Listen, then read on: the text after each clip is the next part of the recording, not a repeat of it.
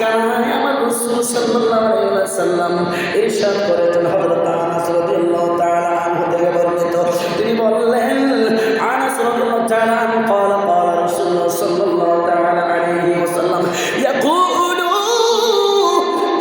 الله عز وجل اخرجوا من النار جهنم থেকে ডাক দাও, জাহান্নাম থেকে ডাক দাও, ও আল্লাহ কাকে ডাক দিব, মিন যাকারি ইয়াওমান আও খাফি আও খাফানি ফি মাকামি, কোন আমার আল্লাহ কোন আমার বান্দা কোন সময় শোয়াতে বসাতে রাস্তায় গাড়ে কোন সময় এক ফোঁটা চোখের পানি আমাকে ভয় করে ফেলেছে কিনা একটুখানি দেখাও। কেউ যদি এক ফোঁটা চোখের পানি ফেলেছেন তাকে আমি আল্লাহ ঘোষণা দিয়েছি, বলো তাকে জান্নাতের মধ্যে জান্নাতের অধিকারী হয়ে গেছে। সুবহানাল্লাহ। হযরত আনাস রাদিয়াল্লাহু তাআলা আনহু থেকে বর্ণিত, আমার রাসূল বললেন, কিয়ামতের মাঠে কিয়ামত দিবসে এমন একটি ভয়াবহ সময়, এমন একটি কঠিন সময়, সেই দিন আল্লাহ ডাক দিবে, ও জাহান্নাম থেকে সেই ব্যক্তিকে বের করো, সেই ব্যক্তিকে বের করো, সেই ব্যক্তিকে বের করো।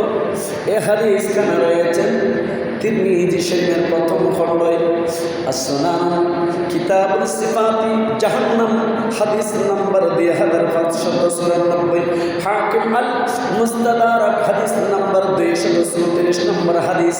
হযরত আনাস রাদিয়াল্লাহু তাআলা আমার রাসূল সাল্লাল্লাহু আলাইহি ওয়াসাল্লাম ইরশাদ করেন, হাসরের কিয়ামতের মাঠে যখন আল্লাহ রাব্বুল আলামিন সবাইকে কি করবে, একত্রিত করবে, কেউ যাবে জাহান্নামে আর কেউ যাবে জান্নাতের মধ্যে, সেই দিন আল্লাহ রাব্বুল আলামিন ডাক দিবে, এমন ডাক দিবে, ও ফেরেশতারা রে, জাহান্নাম থেকে এক প্রকার ব্যক্তিদেরকে বের করো যারা আমাকে কোন একদিন স্মরণ করেছে, কোন স্থানে আমাকে ভয় করে আমি আল্লাহকে ডেকেছেন। সুবহানাল্লাহ। হাদিস আমার আল্লাহ বলবে সেই দিন, এই ফেরেশতারা জাহান্নামের ভিতর থেকে সবাইকে ডাক দিয়ে দাও। আল্লাহ কোন ব্যক্তিদেরকে ডাকবো? অনেক শ্রেণীর ব্যক্তি রয়েছে। আল্লাহ বলবে, এই ফেরেশতা যারা কোন সময় এক পরিবারের সময় কোন সময় হাঁটাতে বসাতে ওনার 63 বছর জিন্দাগির ভিতর কোনদিন আমাকে ভয় করে আমি আল্লাহকে শুধুমাত্র অনলি ফর একবার দেখেছে, সেই ব্যক্তিকে বের করে নাও। যারা আমি আল্লাহকে একবার ভয় করেছে তাদেরকে জাহান্নাম থেকে বের করো, বের করে যারা আমি আল্লাহকে ভয় করে একবার দেখেছেন তাকে দাখালাল জান্নাত, জান্নাতের ভিতরে ঢুকায়া দাও।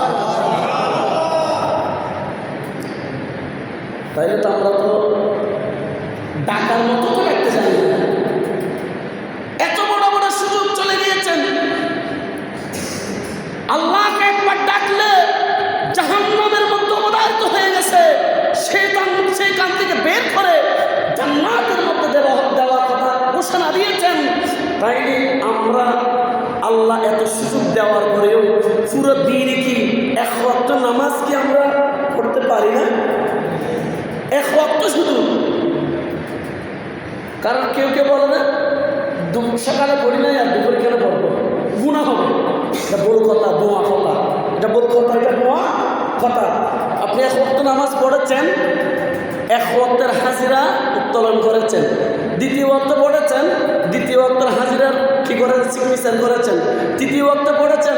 5 ওয়াক্তের মধ্যে যত ওয়াক্ত পড়বেন তত ওয়াক্তের নামাজে আপনি সিগনেচার করে, এটা আমার কথাই নয়, এটা খুব আল্লাহ খাতার লিস্টের মধ্যে আপনি সিগনেচার করেছেন। সুবহানাল্লাহ।